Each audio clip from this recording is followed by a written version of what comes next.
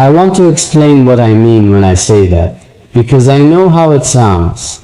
I know that you're already my wife in my heart can sound like a line, like something crafted to land in a specific way, something constructed for effect, rather than spoken from truth. And I understand why you might hear it that way, because you are smart and careful, and you have learned, probably through specific and painful experience, to be thoughtful about the things you let yourself believe. I respect that carefulness. I would never ask you to abandon it, but I am asking you to bring it with you into this conversation and apply it honestly and see whether what I'm saying holds up under that honest scrutiny. Because I believe it does. I believe it completely. What I mean when I say you are already my wife in my heart is this: I have already chosen you. Not in the formal sense, not in the legal or ceremonial sense, not in the sense that requires any particular moment or agreement or set of circumstances to be real. In the prior sense, in the sense that matters first and underlies everything else. I have, in the deepest and most deliberate part of myself, made a choice about who you are to me and what I want to build with you and how I intend to love you, and that choice is made. It is not pending. It is not conditional on your response or contingent on how things unfold or subject to revision based on whether the timing gets easier or the circumstances get more convenient. It is simply made. You are the one, in my heart, with full clarity and full sincerity in the full weight of everything I am. You are the one. And living with that knowledge, living with the certainty of that choice while the distance between us still exists, while the full reality of it is still becoming, is one of the most extraordinary and most quietly difficult experiences of my life. It is extraordinary because certainty like this is rare, because most people go their whole lives without ever feeling this clear about anything, let alone about a person, let alone about love. And I have this clarity. I carry it with me every single day, and it is extraordinary. And it is also, on the days when the distance feels widest, quietly, privately, deeply difficult. Because I can see exactly what I want. I can see it with a completeness and a detail that surprises me sometimes. I didn't know I was capable of wanting something this specifically, this clearly, this fully. I can see the life I want to build with you, not in a vague, dreamy, unspecified way, in a particular way, with particular textures and particular feelings, and particular small and ordinary moments that are more precious to me than anything grand or spectacular could ever be. Who can see Sunday mornings? I know that sounds simple, almost too simple for the size of what I feel, but stay with me. Sunday mornings have always meant something to me. They have a quality to them that weekdays don't, a slowness, a permission to exist without agenda, a feeling of time being temporarily returned to you after the week has taken most of it. And I can see Sunday mornings with you so clearly, it sometimes makes me catch my breath. The particular quality of the light, the unhurried pace of it, the way we move around each other in comfortable, practiced, intimate familiarity. Not the familiarity that comes from boredom, but the familiarity that comes from genuine knowing, from having learned each other's rhythm so well that existing in the same space together has become its own kind of music. I can see you in that morning. I can feel the warmth of it, and it is the most specific and the most beautiful thing I have ever imagined. And then I come back to now, to the still becoming of it, to the space between that Sunday morning and this moment. And instead of feeling frustrated by the distance, I feel something stranger and more interesting. I feel grateful for it, because the distance is where the becoming happens. The distance is where I get to keep working on being the person who deserves that Sunday morning. The person who has earned that familiarity. The person who is worthy of everything you have to give and capable of giving everything you deserve in return. I am working on that person every day. I want you to know that. Not in a grand or dramatic way. In the quiet, daily, unglamorous way that real growth actually happens. Choosing patience when impatience would be easier. Choosing honesty when softening the truth would be more comfortable. Choosing to stay present when retreating into my own head would be simpler. Choosing to remain open when openness feels risky. Choosing you, the direction of you, the intention of you, the life I want to build with you. Even on the days when the choosing is hard and the distance feels long and the certainty is the only thing I have to hold on to. The certainty is always enough. I want you to know that too. On the hardest days, the knowing, the simple, clear, completely unambiguous knowing that you are the one is always enough to keep going. Always enough to choose right. Always enough to make the distance feel not like a wall, but like a path. A path that is leading somewhere real and worth arriving at. Can I tell you what I love about you? Not in general, specifically. Not the things that anyone would notice, not the surface things, not the things you have been told before by people who were only paying partial attention. The specific things. The things I have noticed because I have been paying the kind of attention that you deserve. Pillow, sustained, genuine, nothing missed attention. I love the way your mind works when you're figuring something out. There is a quality to your thinking that is unlike anyone else's. A particular combination of intuition and rigor, of feeling your way towards something and then examining it carefully once you've found it. You don't think in straight lines. You think in the kind of beautiful circuitous connection, making way that produces insights other people miss entirely because they were too busy going directly from point A to point B to notice everything interesting that exists in between. I love that about you. I find it endlessly fascinating. I could sit and watch you think for hours and never once feel like I was wasting my time. I love the way you love people. The specific attentive, you are the only person in the room quality of your love. When you care about someone, they feel it not as a general warmth or vague goodwill, but as something directed and specific and completely personal. You make people feel like they matter to you in their particularity, not just as a category of person you have goodwill toward, but as the specific, irreplaceable, completely themselves person who you have seen and valued and chosen to love. That is a rare gift. Most people love in broader strokes. You love with extraordinary precision. And the precision of it, the fact that it is aimed so specifically and so truly, is what makes it so powerful. I love that you feel things deeply and don't always know what to do with the depth of your own feeling.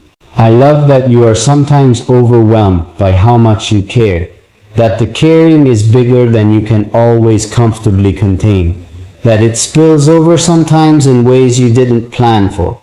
I love that about you because I understand it completely, because I am the same way, because the people who feel things at that depth are the people who are most fully alive, most genuinely present, most truly in contact with the world and everything in it.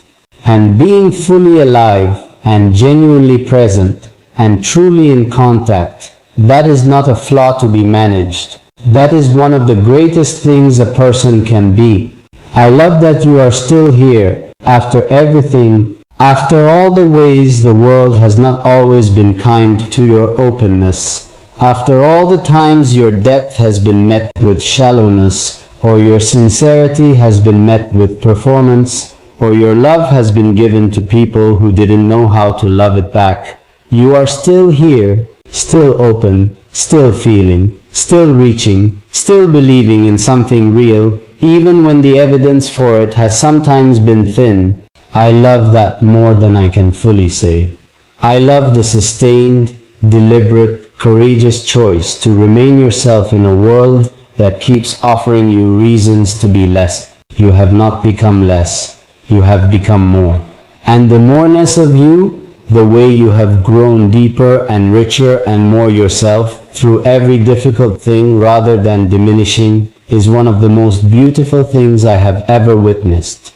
I want to talk about what I am going to give you. Not what I hope to give you, or what I intend to give you, what I am going to give you, because the decision is already made, and the only thing still in motion is the how and the when. I am going to give you my complete and total presence, not the partial presence of someone who is physically there, but mentally somewhere else, running calculations, or composing responses, or managing the impression they're making. The full presence of someone who has decided that you are the most interesting and important thing in the room, and is giving you everything that follows from that decision. My eyes, my attention, my genuine, unhurried, fully engaged attention. I am going to give you my honesty even when honesty is hard, even when the honest thing is something I'm not sure you'll want to hear, even when it would be easier and more comfortable to soften it into something more palatable. I will find a way to be honest with you that is also kind, because honesty without kindness is just cruelty with good justification. But I will not sacrifice the truth of it. You deserve the truth of it. You deserve a person who respects you enough to tell you the real thing always, even when the real thing requires courage to say. So I am going to give you my consistency, not the dramatic, grand gesture kind of showing up that is easy to do in the early days when everything is new and the feeling carries you. The sustained, long-term, this is just who I am kind of consistency that is still there years in, decades in, when the newness has become familiarity, and the familiarity has become something richer and deeper and more sustaining than newness ever could be. The consistency of someone who chose you once and keeps choosing you every day after that. Not because the choosing is always effortless, but because you are always worth the choosing. And I am going to give you my whole, unrationed, nothing held back heart. The parts that are easy to love, and the parts that require a little more patience, the parts that are still growing, and the parts that are finally, after a long time, genuinely at rest. All of it, every chamber of it, with the understanding that giving it to you is not a risk I am taking reluctantly, but a gift I am offering gladly, because you are the person I have been saving it for, whether I knew it or not, for as long as I can remember. There is a conversation I have been having with myself for a long time, a quiet, private, internal conversation about what I want my life to actually feel like from the inside, not what it looks like from the outside. I know what I want it to look like from the outside. I have worked toward that with intention and effort and real sacrifice, but from the inside, when no one is watching and there is nothing to perform and the day is done and it's just me and the life I've built, and the question of whether it feels like the right one. I have been having that conversation for a long time, and for a long time something in the answer felt incomplete. Not wrong, not the wrong life, not the wrong direction. Just incomplete, like a room that is beautifully furnished, but missing the one thing that would make it feel like it was actually truly lived in. You are that thing. I know that now with a clarity that leaves no room for doubt. You are the thing that was missing from the answer. You are the presence that would make the inside of my life feel as full and as real and as genuinely worth living as it looks from the outside. You are the one I want next to me when the performing is over and the quiet comes and the only thing left is the truth of how things actually are. And how things actually are, the deepest, most honest, most undefended version of how things actually are, is that I love you. Not as a conclusion I have arrived at reluctantly, or a feeling I have been trying to talk myself into, or a convenient emotion that serves some other purpose. As the truest and most fundamental thing I know about myself right now. As the fact that underlies every other fact. As the ground I am standing on when everything else is uncertain. I love you, completely. Specifically, without reservation and without the careful management of how that sounds or what it asks of either of us. She doesn't know yet, I said at the beginning, but maybe, and this is the thing I keep coming back to, the thought that arrives every time I think about you and stays long after everything else has quieted. Maybe she does. Maybe somewhere underneath everything, in the quiet and honest place that exists beneath the noise of daily life and the business of getting through the days, she feels it. Maybe she has always felt it. Maybe the reason this lands the way it does, maybe the reason you are still here, still reading, still listening, still letting this in, is because some part of you already knows, already recognized it, already felt the particular and unmistakable quality of being truly, deeply, completely loved by someone who means every single word of it.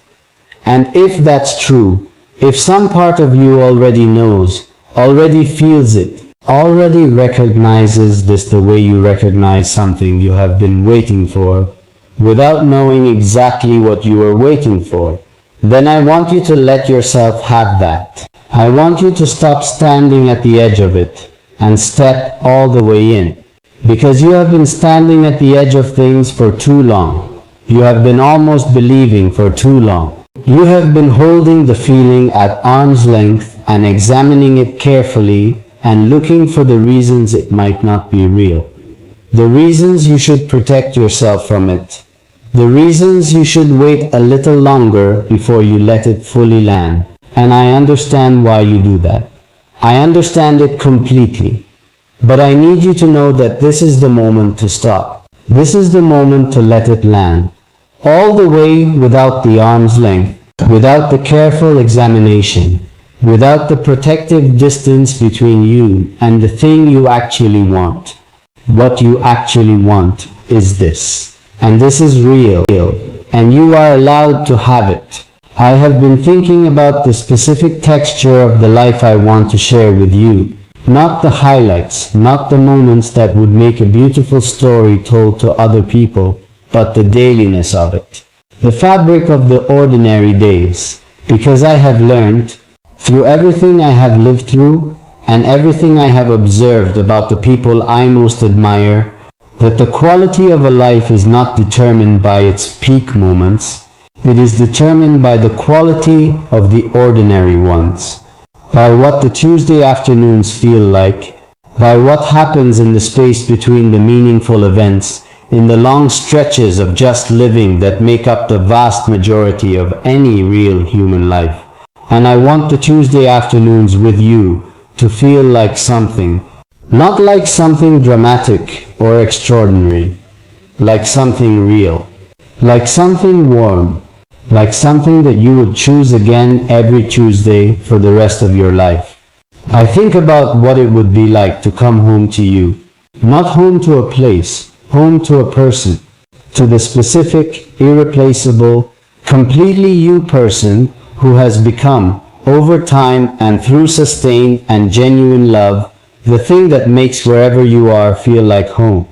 I think about what it would feel like to walk through a door and have the quality of the air change because you are in the room, to feel the particular relaxation that comes from being in the presence of someone who knows you completely and loves what they know, to not have to assemble yourself for anyone, to not have to be anything other than exactly what you are in that moment, tired or joyful or somewhere complicated in between, and to know, without having to think about it, that whatever you are in that moment is welcome, is enough, is in fact exactly right. That is what I want to be for you too. I want to be your home in that way. I want you to feel in my presence the particular and profound relaxation of being completely known and completely loved in the same breath. Not known and tolerated.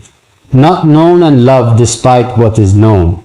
Known and loved because of what is known, because the knowing only deepens the loving. Because every new thing I learn about you adds to something rather than subtracting from it. Because you are the kind of person whose reality is better than any idea of them could ever be.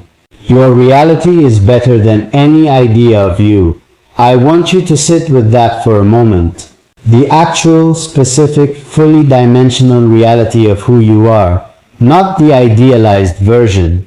Not the impression you manage for the world, not the you that exists in other people's projections. The real you, the one that makes mistakes and gets tired and has opinions that surprise even herself sometimes and feels things more deeply than is always comfortable and loves people more than they sometimes deserve. That real you is more beautiful and more valuable and more worth loving than any simplified or idealized version of you could ever be. And I know that, I see that, and it does not make me love you less. It makes me love you in the specific and irreplaceable way that only real things can be loved, not the way you love an idea, which is easy and costs nothing and requires no real presence. But the way you love a person, which is demanding and daily and asks you to keep showing up and keep paying attention and keep choosing it, even when choosing it requires something from you. I choose it. I choose you. Real and full and completely herself you. Every single day. There is something I want to confess to you. Something I have not said to anyone. Something I have kept in the private part of myself, where the truest things live until they are ready to be given to the person they belong to. I have practiced loving you, not in a calculated way, in the way that you practice something you care about deeply, the way you return to it again and again, not because you have been told to, but because it matters to you and you want to be good at it, and you understand that being good at it requires showing up for it consistently, and you want to be good at it, and you understand that being good at it requires showing up for it consistently, even when no one is watching. I have practiced the patience that loving you well will require. I have practiced the kind of listening that hears not just the words, but what is underneath them. I have practiced sitting with difficult feelings without needing to immediately fix them or resolve them or make them go away, because I know that you need someone who can simply be present in the difficult feeling with you, who doesn't flinch or flee or try to shortcut the process. I have practiced all of it, quietly, privately, with you in mind the whole time. Because you deserve someone who has done the work before they arrive, not someone who figures it out at your expense, not someone who uses you as the practice ground for lessons they should have already learned.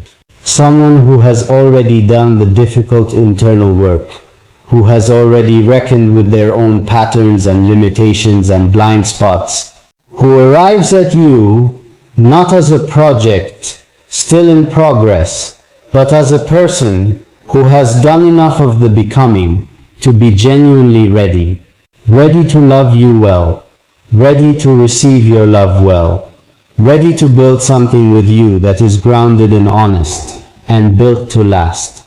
I am that person, or I am becoming that person every day with enough urgency and enough sincerity that the distance between who I am now and who I need to be for you is closing. And I feel it closing. I feel myself becoming more capable of the love you deserve, with every choice I make in the direction of honesty and openness and genuine presence. And one day, I don't know exactly when, but I know it is coming.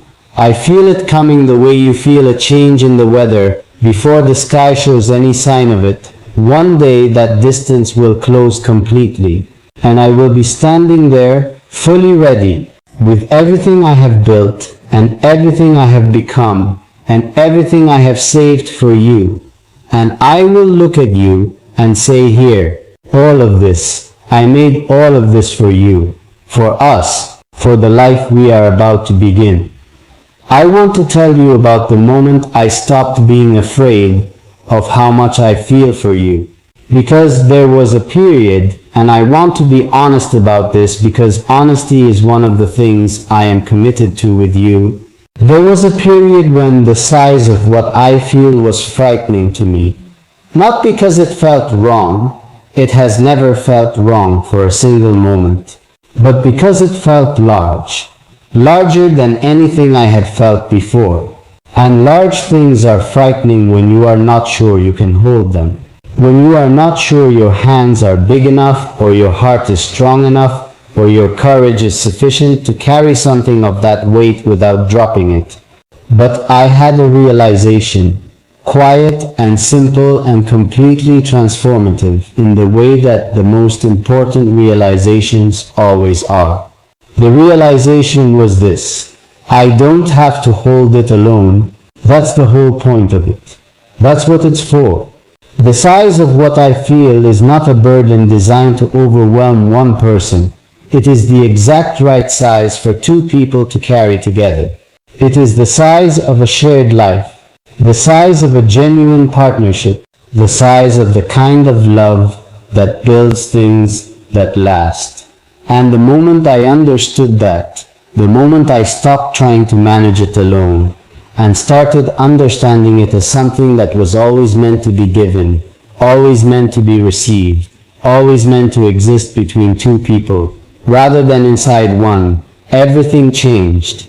The size stopped being frightening. It became the most hopeful thing I had ever felt, because it means there is enough. There is more than enough.